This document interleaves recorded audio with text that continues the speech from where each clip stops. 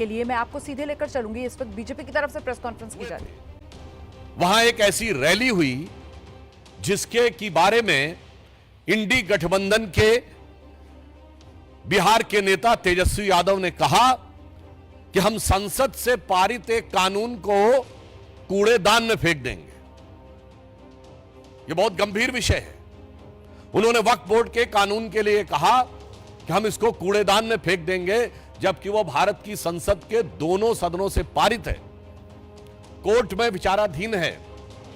एक नहीं आधा दर्जन हाई कोर्ट के जजमेंट बहुत स्पष्ट रूप से इलाहाबाद हाई कोर्ट और कलकत्ता हाई कोर्ट के जजमेंट उनके पक्ष में है। इसका अर्थ यह हुआ है तेजस्वी यादव और इंडी गठबंधन के अन्य नेताओं के द्वारा उससे साफ है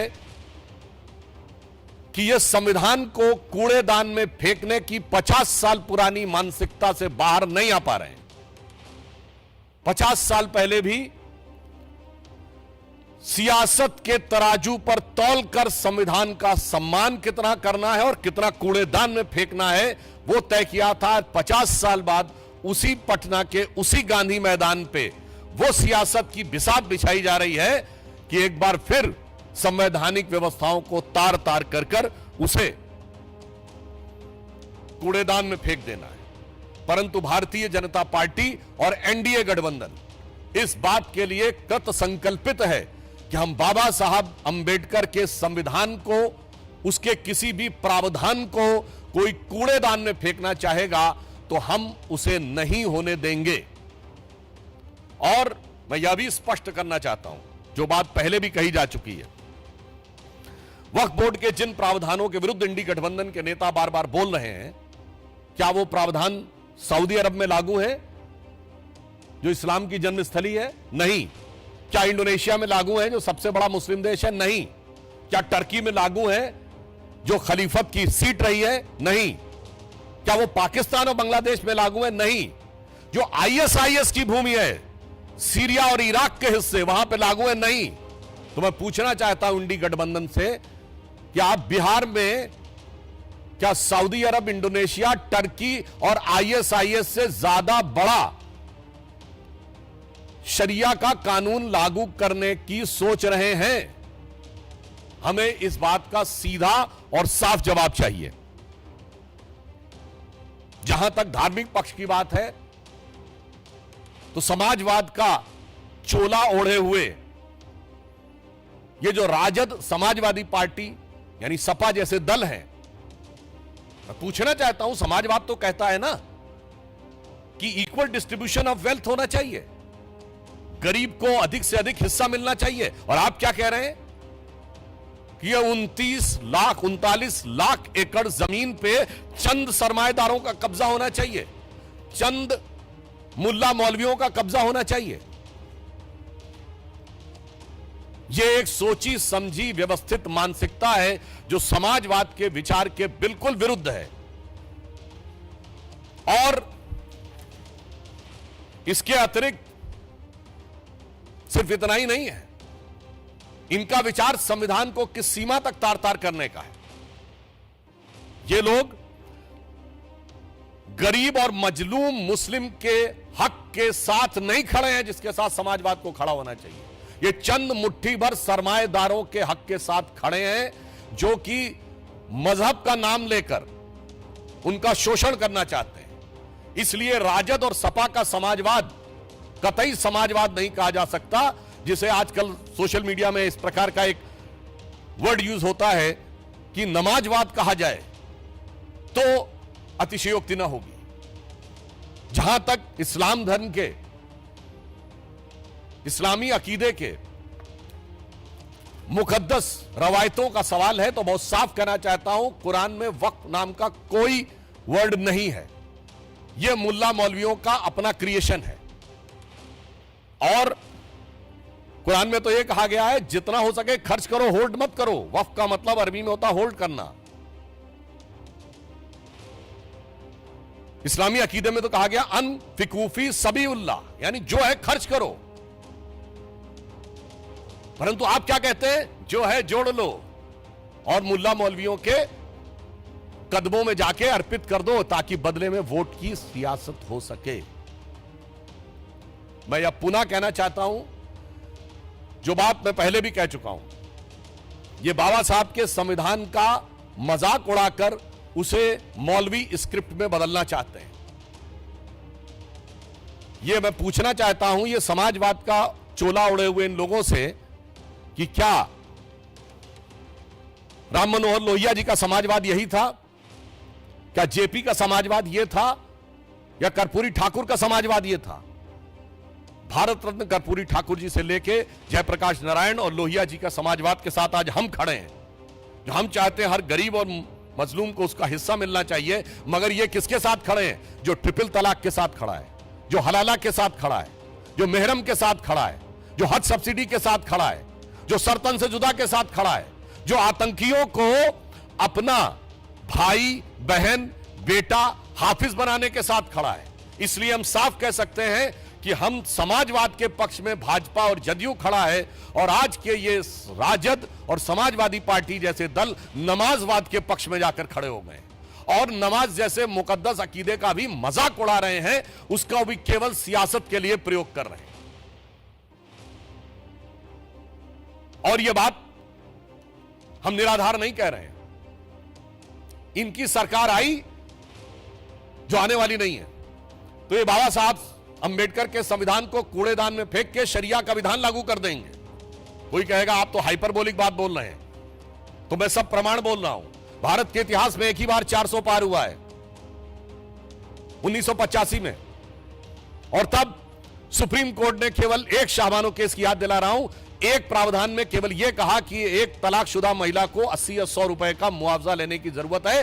तो 400 पार की संसद वाली कांग्रेस, जो आज इंडी गठबंधन का नेतृत्व कर रही है और राहुल गांधी के स्वर्गीय पिताजी उसका नेतृत्व कर रहे थे, सुप्रीम कोर्ट के निर्णय को रौंद कर भारत की पार्लियामेंट ने शरिया को संविधान से ऊपर कर दिया। मैं चुनौती से पूछता हूं, दुनिया में कोई एक देश बताइए जो सेकुलर देश जहां शरिया संविधान से ऊपर हो।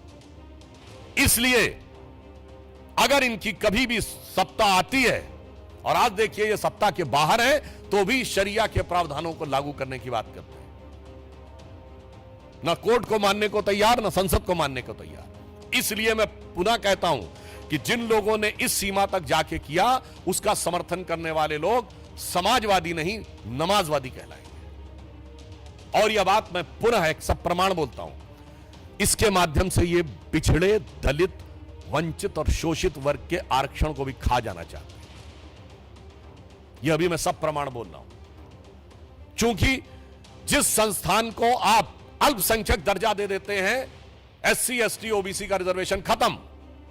अलीगढ़ मुस्लिम यूनिवर्सिटी SC, ST, OBC का रिजर्वेशन खत्म। Jamia Millia Islamia SC, ST, OBC का रिजर्वेशन खत्म। कश्मीर को धारा 370 से पहले के दौर में, यानी जब धारा 370 लागू थी, तो आपने कहा यह मुस्लिम मेजॉरिटी स्टेट है, SC, ST, OBC का रिजर्वेशन खत्म। और चूंकि अल्पसंख्यक संस्थाओं को में आरक्षण लागू नहीं होता है, तो पिछले दर्जे से अधिक संस्थाओं को अल्पसंख्यक का दर्जा देकर SC, ST, OBC के आरक्षण को नष्ट करने का षड्यंत्र देखिए। मैं आंकड़ा आपके सामने रखता हूं, 2011 में इन्होंने 1656 संस्थाओं को माइनॉरिटी दर्जा दिया। 2012 में 1671 संस्थाओं को माइनॉरिटी का दर्जा दिया। 2014 में, आधे में तो हमारी सरकार आ गई थी, तब तक 1516 संस्थानों को माइनॉरिटी का दर्जा दे दिया। अरे माइनॉरिटी का दर्जा देना है तो जांच परख करके दीजिए ना, जैसे हमने दिया। हमारी सरकार आने के बाद 2020 में 12 संस्थाओं को, 2021 में 14 संस्थाओं को, 2022 में 86 संस्थाओं को दिया गया। ये पिछले दरवाजे से पिछड़ों का आरक्षण को पे सेंध लगाने का काम यही नमाजवादी लोग कर रहे हैं। तेलंगाना में कांग्रेस की सरकार है, उसने पिछड़ों के आरक्षण में अल्पसंख्यक मुस्लिम समाज को की एंट्री करवा दी है।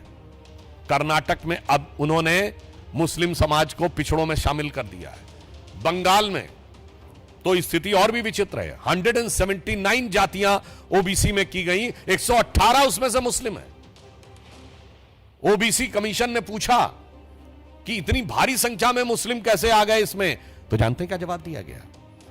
कि ये कन्वर्ट होने से पहले जब हिंदू थे तो ये ओबीसी थे, इसलिए इनको ओबीसी मान लिया जाए। तो ओबीसी ने, कमीशन ने पूछा कि फिर इतने कन्वर्ट कैसे हो गए, तो जवाब नहीं। और तो और आपको आश्चर्य होगा कि वो कह रहे हैं कन्वर्ट होने से पहले वो लोग हिंदू थे, तो हिंदू समाज की जातियों से ज्यादा मुस्लिम समाज में जातियां हैं बंगाल की सरकार के मुताबिक, जो ओबीसी कमीशन को उन्होंने रिपोर्ट दी है।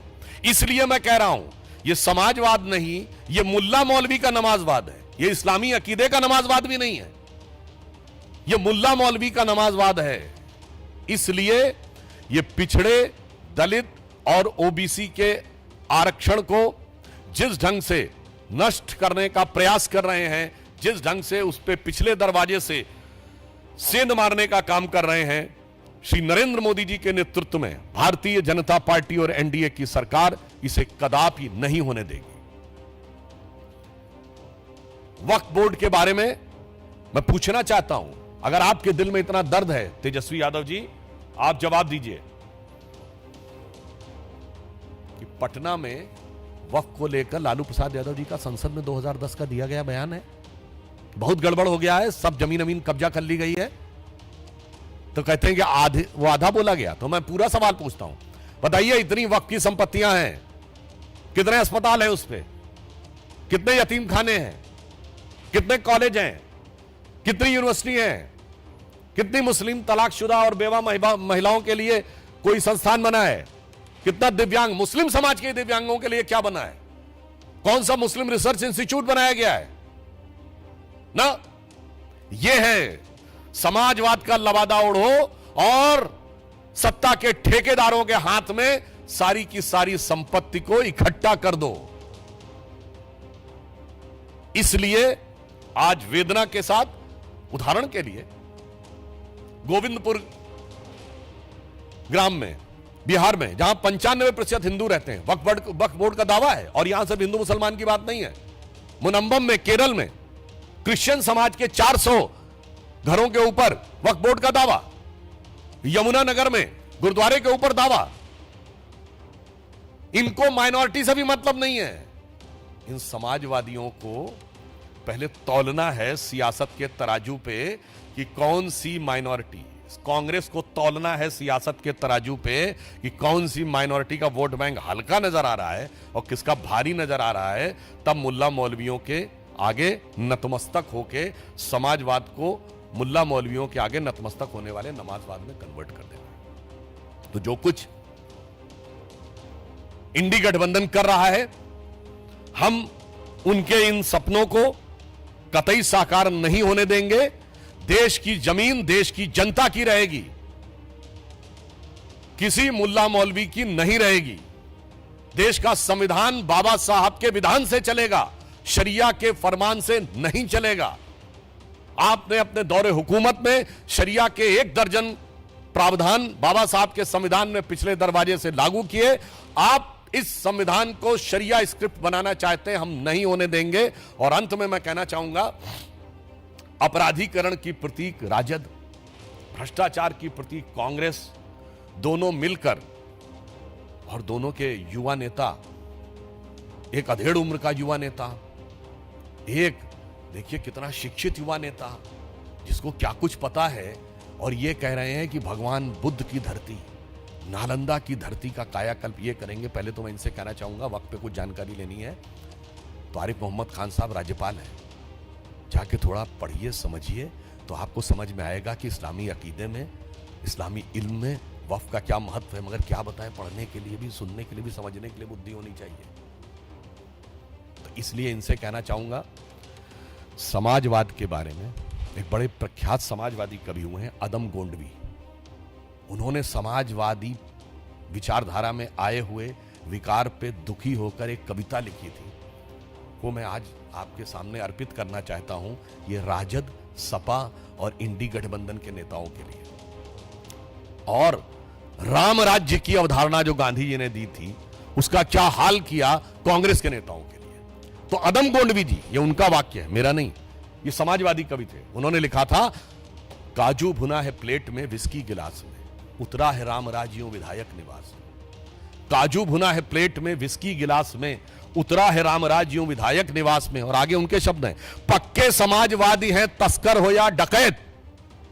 ये मेरे शब्द नहीं है, ये आदम गोडवी जी के शब्द हैं। पक्के समाजवादी हैं, तस्कर हो या डकैत, कितना असर है खादी के उजले लिबास में। मगर आज जो बिहार में हुआ है उसको देखकर मेरे मन में भाव आता, तो मैं एक पंक्ति इसके आगे अपने मन से इसको समर्पित करते हुए कहना चाहूंगा कि पक्के नमाजवादी हैं राजद हो या कांग्रेस, पक्के नमाजवादी हैं राजद हो या कांग्रेस, कितनी तड़प है कठमुल्ला वोटों की प्यास में।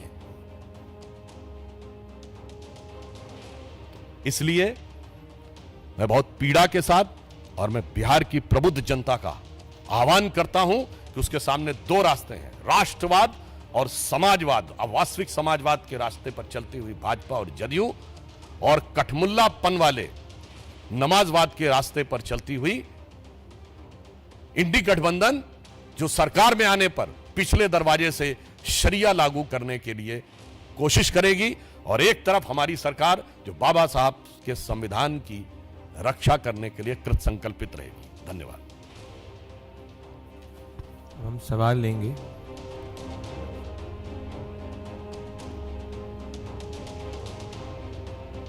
तो जमकर निशाना बीजेपी की तरफ से साधा